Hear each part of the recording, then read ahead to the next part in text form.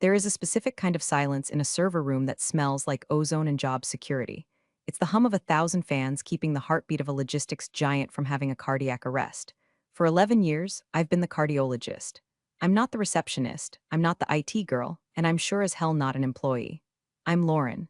I'm the independent vendor who owns the keys to the kingdom, proprietary code that talks to the legacy systems, and the only person who knows why the 2014 archive is named Do Not Touch or We Die. But then came Chad. Chad Langston didn't walk into the office, he vibrated into it. He was a private equity parachute drop, a VP of operations with a resume that looked like it was written by Chat GPT on a cocaine bender. He had teeth that were too white, a suit that was too blue, and a handshake that felt like clutching a wet fish wrapped in sandpaper. He was the kind of guy who used words like synergy, pivot, and low-hanging fruit without a hint of irony, the type who thought cloud computing literally meant the internet lived in the sky. I knew we were doomed the moment he walked past my desk, which is situated in a quiet corner I negotiated for back in 2016, and tapped on my monitor with his class ring. "Hey Han," he said, "can we get the Wi-Fi in the conference room boosted? I'm trying to stream a TED talk on leadership." Han. My soul left my body, smoked a cigarette in the parking lot, and came back just to stare at him. I looked up from my reconfiguration of the SQL database, which, by the way, handles about $40 million in shipping manifests daily. "I don't handle the Wi-Fi signal, Chad," I said, keeping my voice level. "I manage the enterprise architecture. You'll want to put a ticket in with the help desk for connectivity issues." He laughed, a short, barking sound. "Right, right, tech is tech. Just make it happen, okay? We're streamlining, we need agility." He walked away before I could explain that asking me to fix the Wi-Fi is like asking a brain surgeon to cut your hair because they both use sharp objects. This is usually the part where I tell you to grab a drink and buckle up, because what happened next is a masterclass in corporate suicide. And hey, while you're settling in, if you enjoy watching arrogant executives walk into rakes, maybe hit that subscribe button and drop a like. It keeps the caffeine flowing and the stories coming. Okay, back to the carnage. The thing about being a vendor for over a decade is that people forget you aren't staff. They see you every day. You have a badge. You drink the terrible breakroom coffee. You know whose wife is sleeping with the tennis instructor. But there is a massive legal difference.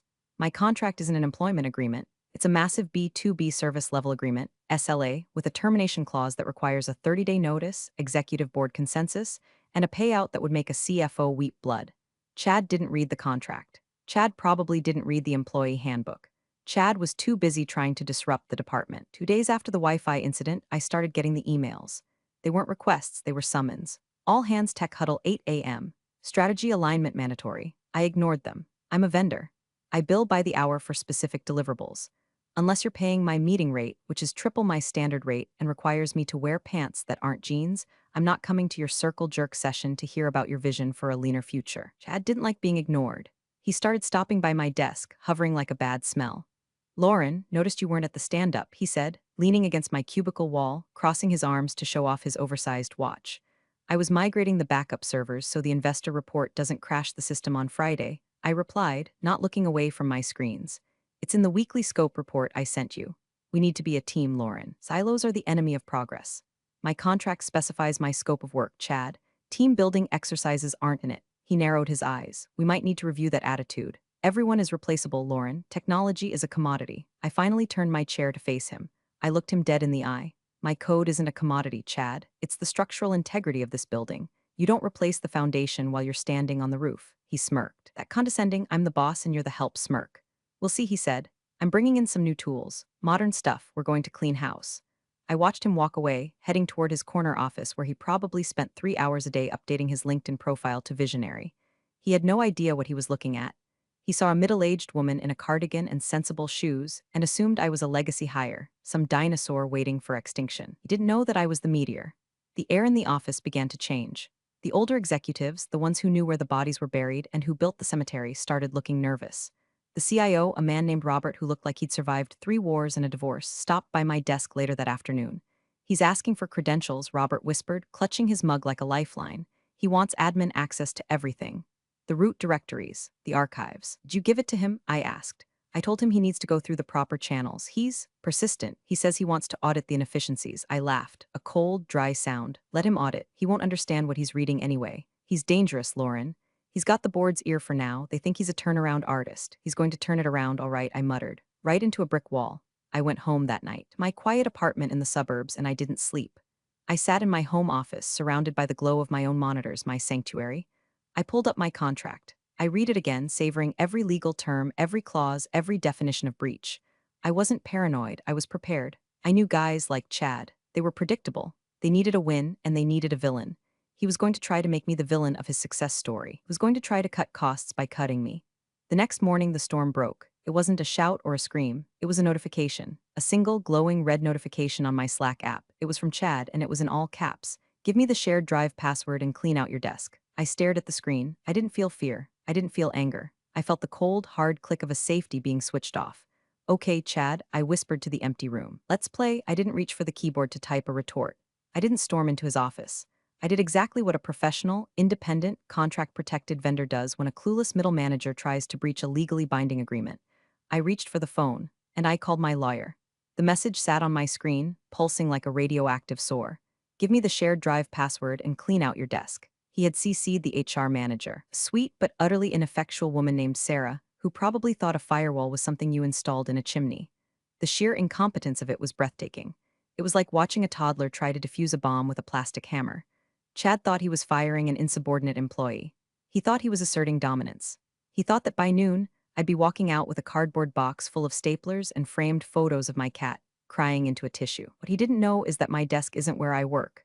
My desk is just a docking station. My work is in the cloud, in the encrypted tunnels of the VPN, in the automated scripts that run at 3 a.m. while Chad is dreaming of his next bonus. I took a screenshot of the message. Then I took a screenshot of the timestamp. Then I took a screenshot of the CC list. I didn't reply. Rule number 1 of corporate warfare: never interrupt your enemy when he is making a mistake. And Chad was making a mistake the size of the Titanic. I opened my email client, not the company Outlook, but my private, encrypted business email. I attached the screenshots. I drafted a short, polite note to Marcus, my attorney. Marcus is a man who wears three-piece suits in July and regards breach of contract cases with the same enthusiasm a shark has for a leaking life raft. Subject: material breach of service agreement, Langston Logistics Body. See attached. The VP of Ops just attempted a summary termination via Slack. No 30-day notice. No board resolution. He is also demanding credentials that are contractually intellectual property of my firm until the handover period is complete. Please advise. I hit send. Then I sat back and took a sip of my lukewarm coffee. It tasted like battery acid and victory. Around me, the office buzzed with the usual morning chaos. Phones ringing, printers jamming, the low murmur of people complaining about the weather. I had no idea that the digital ground beneath their feet had just shifted. Chad walked by about 20 minutes later. He stopped, looking confused to see me still sitting there. "Did you get my message?" he asked, his voice loud enough to turn heads in the cubicles nearby. I looked up, my expression pleasantly blank. "I did, and I have forwarded it to my legal counsel for review," I said calmly. "As I am a vendor, not an employee, any changes to our service agreement need to go through the proper legal channels." His face went a shade of red that clashed with his blue suit. "I am the VP of Operations. I am the channel. I want those passwords, Lauren, now." "Those passwords control the encrypted archive of the investor relations database," I said. "My insurance policy prohibits me from handing over root access to unauthorized personnel. And currently, Chad, you are unauthorized," he spluttered. Actually spluttered. "I'm your boss. You're my client's representative," I corrected. "There's a difference." "We'll see about that," he snarled and stormed off toward HR. I watched him go. Then quietly I minimized my active windows. I didn't shut anything down, that would be sabotage, and I'm a professional. But I did pause a few non-essential maintenance scripts. Specifically, the script that clears the cache on the order processing dashboard every hour, and the script that suppresses the printer low toner alerts for the entire third floor. Petty? Maybe. Effective? Absolutely. Within an hour, the complaints started. "Hey, is the system slow for anyone else?" Someone yelled from the logistics pit. "My dashboard is freezing." "Why is the printer screaming at me?" Another voice chimed in. I sat there, typing away at a documentation file, looking the picture of productivity.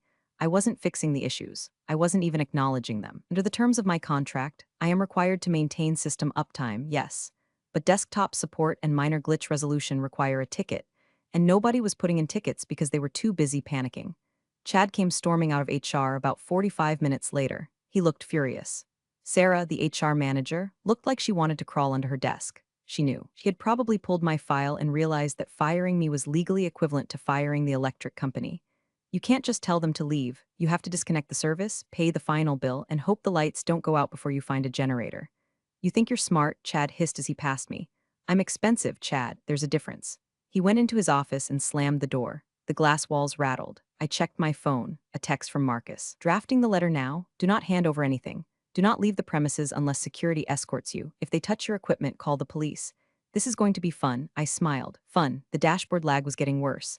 I could see the server load spiking on my secondary monitor. The cache was filling up, bogging down the queries. It wouldn't crash the system, not yet, but it was like driving a Ferrari with the parking brake on. Everything was sluggish. Sticky. Frustrating, I could have fixed it with 2 keystrokes. Enter. Run. Instead, I opened a new tab and started browsing ergonomic chairs for my home office. If I was going to be fired, I might as well be comfortable. The phone on my desk rang. It was Robert, the CIO. Lauren, he sounded breathless. Chad just called me. He's screaming about insubordination.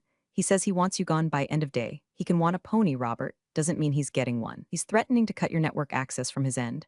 I actually laughed out loud. From his end? Robert, does he even know where the server room key is? No, but he's calling external IT support. He's trying to bring in a strike team to lock you out. Let him try, I said, my voice dropping an octave. My access is hard-coded into the API keys for the automated warehousing bots. If he cuts my user profile without migrating the keys first, robots stop moving. The warehouse freezes. There was a long silence on the other end. I didn't know that, Robert whispered. That's because you pay me to know it, Robert. Tell Chad good luck with his strike team. I'll be here. I hung up. The office lights flickered, just a coincidence, a power grid blip, but the timing was perfect. It felt like the building itself was growling. Chad wanted a war. He was bringing a knife to a drone fight, and I had the remote control. At 1 p.m. exactly, the email landed. Marcus doesn't do ish. When Marcus says early afternoon, he means 13:00:00. I was CC'd, of course, so was Chad. So was Robert, the CIO. And crucially, so was the company's general counsel, a man named Henderson, who I had only spoken to twice in 11 years, both times to sign my renewal. The subject line was simple: notice of breach and cease and desist unauthorized termination of vendor services.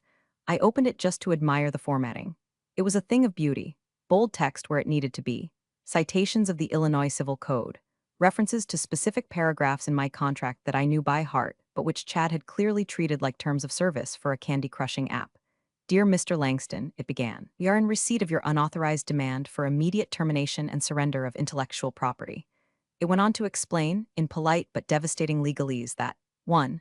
I was not an at-will employee. 2. Terminating the master service agreement required a board vote and 30 days written notice for cause, or 90 days for convenience. 3. Demanding administrative passwords to proprietary architecture without a verified transition plan constituted a security risk and a potential breach of the company's own investor compliance protocols. 4. If Chad touched my desk, my laptop, or my person, we would sue him personally for tortious interference. It was a legal sledgehammer wrapped in velvet. I sat back and watched the glass office. I saw Chad's notification ping. I saw him stop pacing. I saw him lean in toward his monitor. I expected him to pale. I expected him to pick up the phone and call legal. Instead, he laughed. I saw his head throw back. He typed something rapidly, hit enter with a flourish, and spun his chair around. A moment later, the reply hit my inbox. From Chad Langston to Marcus Vane-esque, Lauren CC, Henderson, Robert subject, notice of breach, this is cute. A lawyer letter for a temper tantrum. Lauren is a contractor. Contractors get cut when they don't perform. I'm the VP of Ops and I say she's out. She has until 5 p.m. to vacate or security will remove her. We have a new team starting Monday. Keep the legal threats for someone who cares. I stared at the screen. My mouth actually fell open.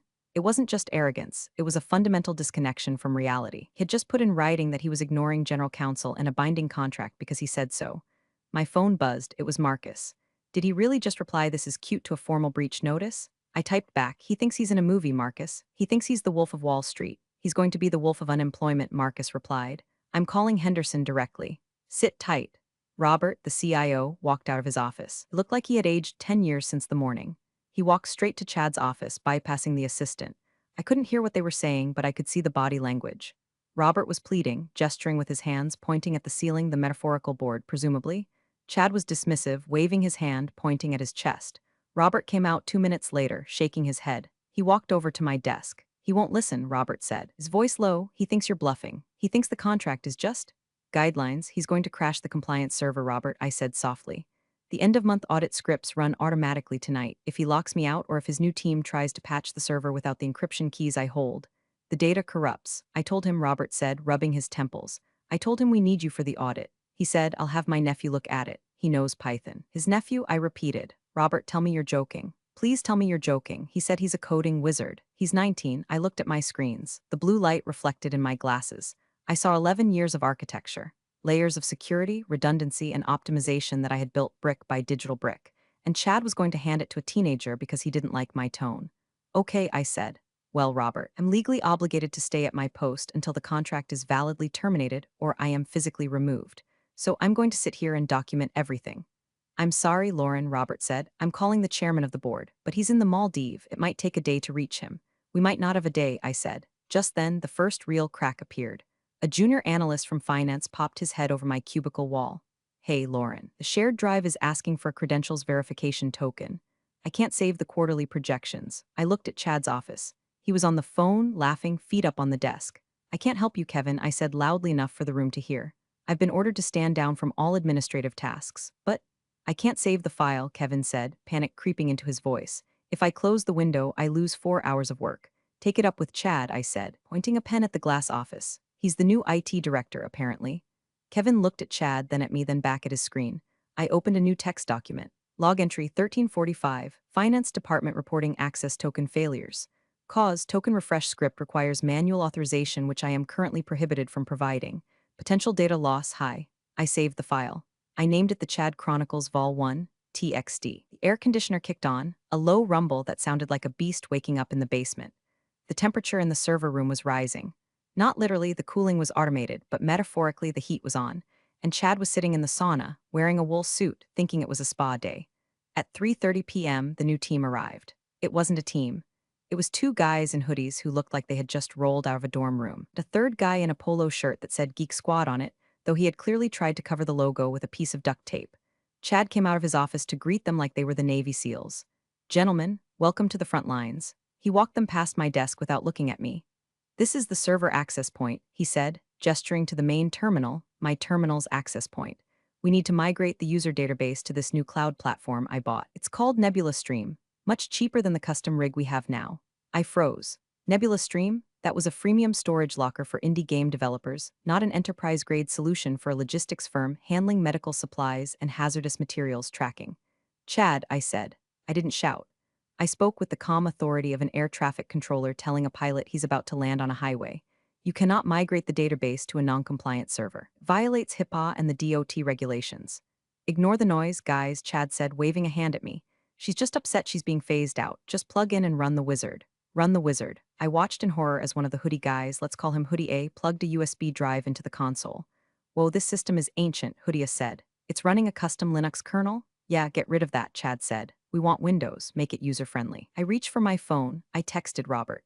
They are reimaging the production server. Stop them. Then I started typing. Fast. I wasn't hacking them. I wasn't fighting back. I was downloading the logs. I was capturing the exact moment the command was entered. I needed proof that I didn't do this. That when the system inevitably vomited its own guts out, it was because Chad ordered a lobotomy. Okay, initializing migration, Hoodie B said. Says there's a conflict with the archive do not touch directory. Override it, Chad said. We need a clean slate. Chad, I stood up. That directory contains the hash keys for the encrypted backups. If you override it, you lose the history. You lose the chain of custody. Security, can we get an escort? Chad yelled, looking toward the elevator. The security guard, an old guy named Earl who I've shared Christmas cookies with for 5 years, walked over slowly. He looked at me. Chad, you want me to remove Lauren? Earl asked, confused. She's disrupting critical operations, Chad declared. Earl looked at me. Miss Lauren, it's okay, Earl, I said, sitting back down. I'm just documenting. I won't say another word. Override confirmed, Hoodie said. The screen flickered. It started subtly. The big monitors on the wall in the logistics pit, the ones that show the real-time location of every truck in the fleet, blinked. Green dots turned yellow. Then they froze. Hey, the GPS is lagging, a dispatcher shouted. Then the dashboard turned gray. A spinning wheel of death appeared in the center. I can't see the trucks, another dispatcher yelled. I have a driver in a blizzard in North Dakota asking for routing and I can't see him. Chad frowned. It's just the migration buffering. It'll come back. It didn't come back. Next, the phones. Our VoIP system is tied to the server bandwidth. If the server gets clogged with a massive, an optimized migration of terabytes of data, the voice packets get dropped. The ringing stopped. The room went eerily silent, followed immediately by the sound of 40 people saying hello. Hello, are you there? At the same time, what did you do? Robert came running out of his office, his tie askew. We're upgrading, Chad shouted over the confusion. You have to break a few eggs to make an omelet. You didn't break eggs, you broke the phone lines. Robert screamed. I sat there. I watched my private console. The error logs were scrolling by so fast they were a blur of red text. Error, database lock, error, API timeout, error, integrity check failed. And then the piece de resistance, the billing system. The automated invoicing script tried to run at 4 p.m. It tried to pull data from the database that Hoodia was currently overriding. It couldn't find the data. So, following its protocol for missing data, it defaulted to null values. Somewhere in the cloud, hundreds of invoices were being generated for $0 and 0 cents and emailed to our biggest clients. I saw the outgoing mail queue spike. 500 emails sent. 1,000 emails sent. Chad, I said, breaking my silence. You just sent free invoices to Amazon, Walmart, and the Doody. Chad spun around. What? The billing script. It ran on an empty table. It just told our clients they owe us nothing for the last month of shipping.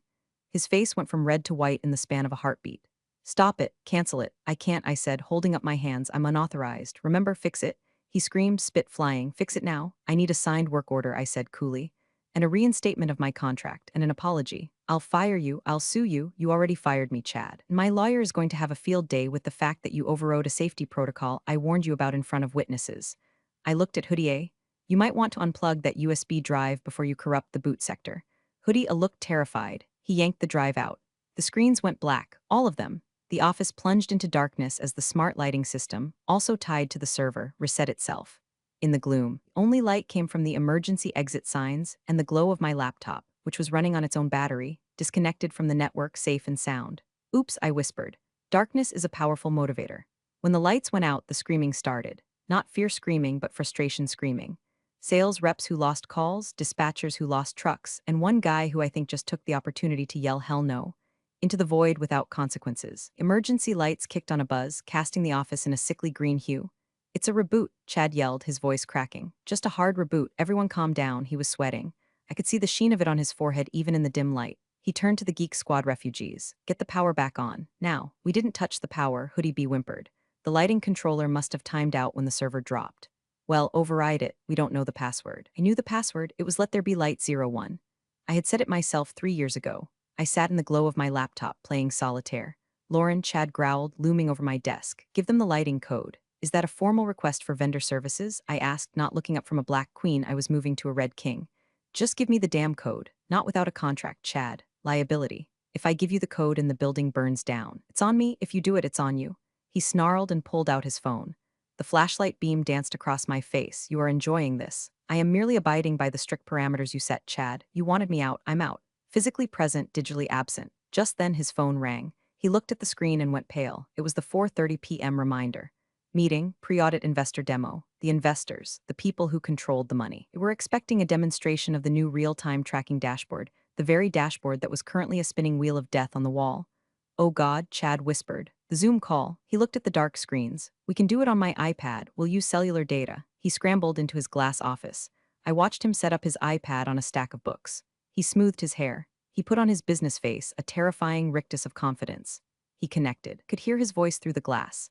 Gentlemen, ladies, apologies for the lighting. We're doing a sustainability drill, saving energy, green initiatives, right? He laughed. No one on the other end laughed, so a booming voice came from the iPad speaker. Show us the throughput metrics. We're hearing rumors of a billing glitch. News travels fast. The automated invoice emails must have hit the investors' inboxes too. A minor display error, Chad lied. We're patching it now, but look at the projections. He turned the iPad to face his laptop screen. But his laptop was connected to the company Wi-Fi, which was down because the authentication server was down. His laptop showed the jagged dinosaur of the No Internet Chrome page. Ah, Chad said, technical difficulties. The storm? In Ohio, we are in Chicago, Chad, the voice said, and it is sunny. Right, well, the cloud, it's dense today. I couldn't help it. I snorted. The cloud is dense. Chad, the voice said, colder now. Where is the archive? We need to see the compliance logs for the DOT audit. If we don't have those by 5 p.m., we are non-compliant. We have them. Chad said they are moving. We are migrating them to Nebula Stream. Nebula Stream, another voice piped up. The gaming server. Why are our compliance logs on a gaming server? It's agile, Chad squeaked. Get Lauren on the line, the first voice commanded. She knows the architecture. Put her on, Chad froze.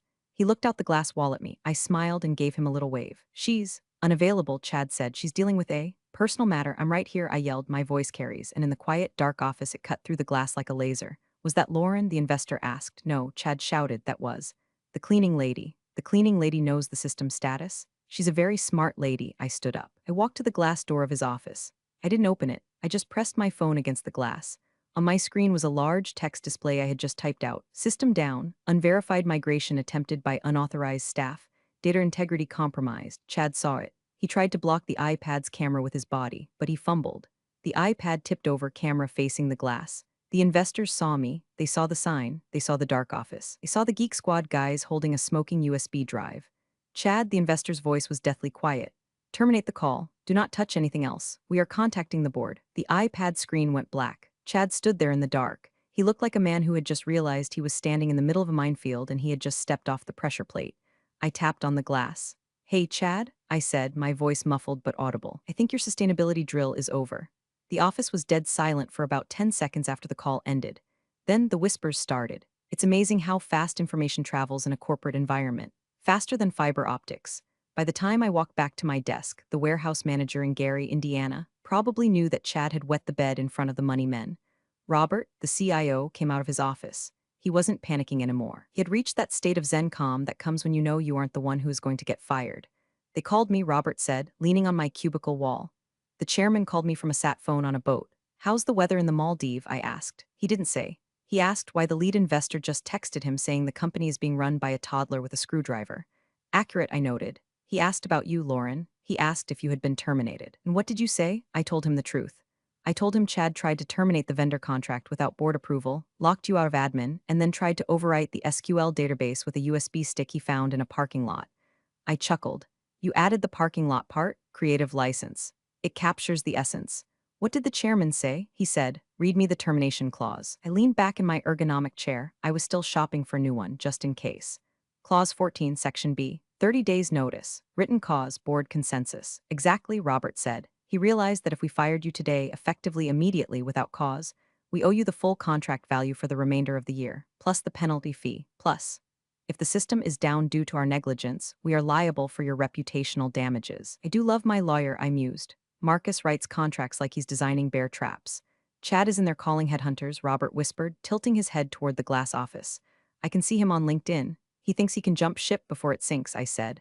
But he punched the hole in the hull. The lights suddenly flickered back on. Hey, we did it, one of the Geek Squad guys yelled. You didn't do anything, I said to the air. The automated failsafe finally kicked in. Rebooted the lighting controller to default settings after 60 minutes of inactivity. We fixed it, Chad yelled, running out of his office. See? Everything is fine, it was just a glitch. He ran to the main dashboard, it was still gray. The spinning wheel was gone, replaced by a simple text error, no data source found. Why isn't the map back? Chad demanded, turning to Hoodie. The database is empty, sir, Hoodie mumbled. When we stopped the migration. I think we wiped the index. The index? Chad asked. What's the index? I couldn't help myself. The index is the map, Chad. You have the books, but you burned the library card catalog. The data is there, scattered in a million pieces, but the system doesn't know where to look for it. Chad stared at the screen. Can we? Rebuild it? Sure, I said. It takes about 3 weeks to reindex a database of this size. Assuming you have the encryption keys, which you have, Chad said. Pointing at me, which I have, I agreed. And which I am contractually obligated to keep secure until my replacement is fully vetted and onboarded. Since these two gentlemen, I gestured to the hoodies, are not vetted and you are not technical staff. I can't give them to you. I am ordering you, and the board is watching you, I said, pointing to his office phone.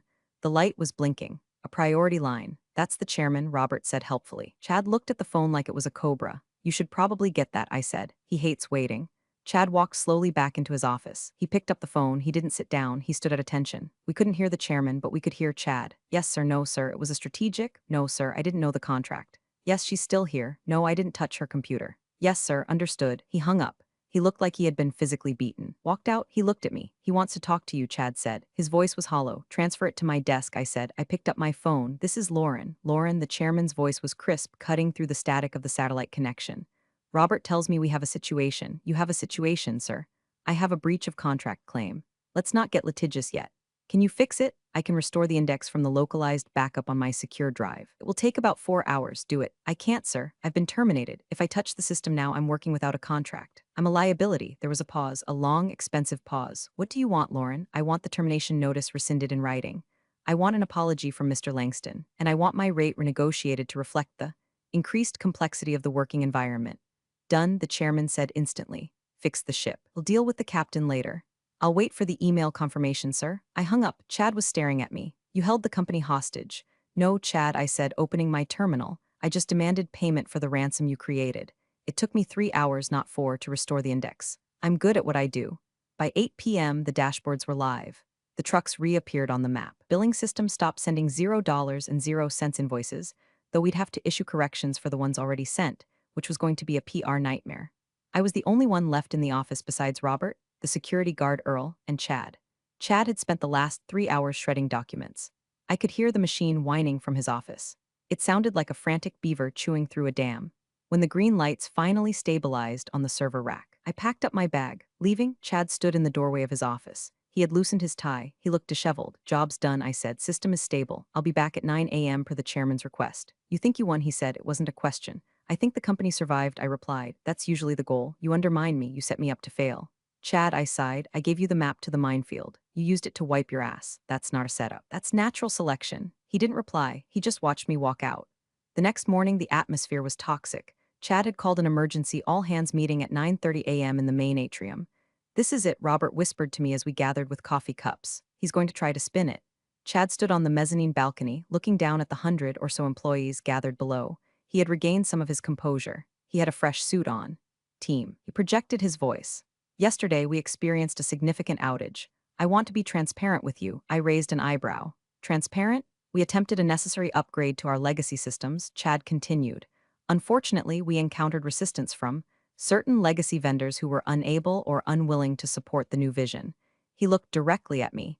The crowd turned to look at me. "The failure of the system was a result of outdated architecture that couldn't handle the speed of modern business," Chad lied. "We had to roll back the changes to maintain operations, but let me be clear, this only proves that we need to accelerate our transition away from expensive, obstructionist contractors." A murmur went through the crowd. He was blaming me. He was blaming the person who stayed late to fix his mess. I felt the rage bubble up. Not the hot, screaming rage, but the cold, liquid nitrogen rage. I opened my mouth to speak, to cite the logs, to dismantle him, but I didn't have to. From the back of the room, a voice boomed out. It was Helen, the senior director of finance. Helen is 60 years old, wears pearls every day, and is scarier than any biker I've ever met. "Excuse me, Mr. Langston?" Chad paused. "Yes, Helen. Are you referring to the outdated architecture that successfully processed $2 billion in logistics last year without a single downtime event until you arrived?" The room went silent. "We are moving forward, Helen," Chad said dismissively. "We can't look back." And regarding the obstructionist contractor, Helen continued, stepping forward. "Is that the same contractor who flagged the billing error you authorized? Because according to my team, if Lauren hadn't stopped that script, it would have legally waived our rights to payment on 40,000 shipments. That's a roughly $12 million mistake." The gasp from the crowd was audible. "12 million? We caught that in time," Chad stammered. "Lauren caught it," Helen said, her voice sharp as attack, "while you were trying to have security remove her." "This is not the forum for this discussion," Chad shouted, his face reddening. "Then where is the forum?" Another voice. It was Kevin from the warehouse team. "'Cause I was on the phone with a driver who was stuck in a snowbank for 2 hours because his GPS went dark. He could have frozen to death. Was that part of the new vision?" "Enough," Chad yelled. "Everyone back to work, now." He turned and stormed off the balcony. But nobody moved. They were all looking at me. Helen walked over to me. She didn't smile. Helen doesn't smile, but she nodded. "I saw the logs you sent to the shared drive, Lauren. The Chad Chronicles? Nice touch." "I thought transparency was important," I said. "It is," Helen agreed. "I forwarded them to the board's audit committee this morning." I smiled. The trap wasn't just closed, it was welded shut. At 11 o'clock a.m., the elevator doors opened and the Grim Reapers arrived. It was Marcus, looking like $1 million in a pinstripe suit, flanked by two paralegals carrying bankers' boxes. And walking with them was a man I hadn't seen in 3 years, Mr. Sterling, lead investor from the Zoom call. They didn't stop at reception. They walked straight through the bullpen, past the whispering employees, and headed for the boardroom. Robert came running to my desk. "They're here. They want you in the room. Me, you, and Chad. It's a show trial, Lauren. Come on." I grabbed my laptop. I grabbed my thermos. I walked into the boardroom. Chad was already there. He was sitting at the far end of the long mahogany table. He looked small. The bravado from the balcony was gone. Mr. Sterling sat at the head of the table. Marcus sat on his right. "Sit down," Sterling said. I sat. Chad sat. "Mr. Langston," Sterling began, his voice devoid of emotion, "we have received a report from the finance director. We have received a technical audit from the CIO. And this morning, we received a formal notice of material breach from Miss Lauren's counsel." He slid a thick document across the table. It landed with a heavy thud in front of Chad. "You attempted to terminate a critical infrastructure vendor without cause," Marcus spoke up, his voice smooth and dangerous. "In doing so, you triggered the exclusivity clause. You also attempted to bypass security protocols, which is a violation of the NDA my client signed. You exposed her to liability." "I was managing the department," Chad argued, but his voice was weak. "I have the right to choose my team." "You have the right to manage employees," Sterling corrected. "You do not have the right to vandalize the company's assets. And let's be clear, this architecture is an asset." Sterling opened a folder. "We have reviewed the logs. The command to overwrite the database came from your login, Chad, after you were warned. It was the consultants, the Geek Squad guys. You authorized them, I said quietly. I have the recording of you telling security to remove me so they could run the wizard. Chad glared at me with pure hatred. This is personal, isn't it? You just hate that I tried to change things. It's not personal, Chad, I said. It's binary, zeros and ones. You tried to force a zero where a one belonged. The system rejected you. I just watched it happen. Sterling cleared his throat. We are looking at significant exposure here. If the clients find out about the data breach, and they will because the $0 invoices have already raised flags, you need a scapegoat. We need to show that the problem has been excised. Chad looked hopeful. Exactly, we blame the vendor. We say she, Mr. Langston. Sterling cut him off. You are not listening. The problem isn't the vendor. The vendor is the only reason we are still operational today. Marcus leaned forward. My client is prepared to sue for wrongful termination, defamation, and breach of contract. The damages would likely exceed $5 million. Chad's eyes widened. However, Marcus continued. She's willing to settle. Settle? Chad asked. She's willing to return to work, Sterling said, under a new agreement. He slid another document toward me. Retainer increased by 200%, Sterling listed the terms. Direct reporting line to the board, bypassing the VP of operations. Full veto power over any technical changes to the core infrastructure. And a guaranteed 3-year extension. I looked at the contract. It was beautiful. It was everything I had ever wanted. And Chad, I asked. Sterling looked at Chad. Mr. Langston, you are being placed on administrative leave pending an investigation into gross negligence. Leave? Chad stood up. You can't do that. I have a contract. Your contract, Marcus said with a shark-like grin, has a morality clause and a competence clause. I believe you violated both. Get out, Sterling said. This is bullshit. Chad screamed. She's just a computer janitor. And you, Sterling said, are a liability. Security? Earl, the security guard, opened the door. He had been waiting. He looked happy. Mr. Langston, Earl said, please hand over your badge. Chad looked at me. He looked at the board. He looked at the badge in his hand. He threw it on the table. You'll regret this, he spat at me. You're stuck in the past. Maybe, I said, signing the new contract with a flourish. But my past pays better than your future. Earl escorted him out. We could hear him shouting all the way to the elevators. The room went quiet. Thank you, Lauren, Sterling said. Please keep the lights on. Always, I said. The office is different now. Quieter. Chad was formally terminated 3 days later. The official memo said he left to pursue other opportunities. We all knew the only opportunity he was pursuing was unemployment benefits. The new team he hired, the Geek Squad duo, sent a bill for their services. I framed it and hung it in the server room. It hangs right next to the fire extinguisher, which feels appropriate. My new contract kicked in the following Monday. The money is obscene, truly. I'm making more as a consultant now than the CFO makes in salary. And the best part? I answer to no one in this building. When the new VP of operations arrives, nervous guy named Peter who treats me like an unexploded bomb, he asks for permission before he even enters my aisle. Lauren, he'll say, hovering 10 feet away. Is it a good time? It's always a good time, Peter, I'll say, as long as you don't touch the thermostat. But it's not just about the money or the power. It's about the vindication. I walked past Chad's old office yesterday. It's being converted into a wellness room or some nonsense. The glass is still there, but the arrogance is gone. I thought about him out there in the world, updating his LinkedIn, spinning his story about how he was too visionary for a legacy logistics firm. He'll land somewhere else. Guys like Chad always do. He'll find another company with stable infrastructure and a vendor he thinks he can bully. He'll try again. And somewhere, another Lauren will be waiting for him. Tonight, I'm the last one here. It's 9 p.m. The cleaners are vacuuming the carpets. The servers are humming that steady, electric tune I love so much. I pull up the dashboard, green lights all across the board. The trucks are moving, the money is flowing, the machine is alive. I open my drawer and pull out a small bottle of expensive bourbon, a gift from the chairman. I pour a splash into my coffee mug. I pull up YouTube on my third monitor. I search for Danny DeVito eating an egg. Don't judge me, it's soothing. There's something purely chaotic yet comforting about it. I take a sip. It burns, then settles warm in my chest. I check my email one last time, a notification from LinkedIn. Chad Langston has viewed your profile. I smile, I move my mouse, I click block. Then I lean back, listening to the hum of the fans and the crunch of Danny DeVito's egg. The system is stable. The intruder is gone, the firewall held, we're all healed. If you enjoyed watching a corporate suit get disassembled by fine print and malicious compliance, give this a like. And remember, be nice to your IT vendor. We know your browser history. Competence speaks louder than titles. Lauren quietly let her meticulously crafted contracts do the talking. You can't fake expertise, especially when the whole infrastructure depends on it. Real authority is earned, not demanded. Appreciate you all for sticking through this one. See you in the next story.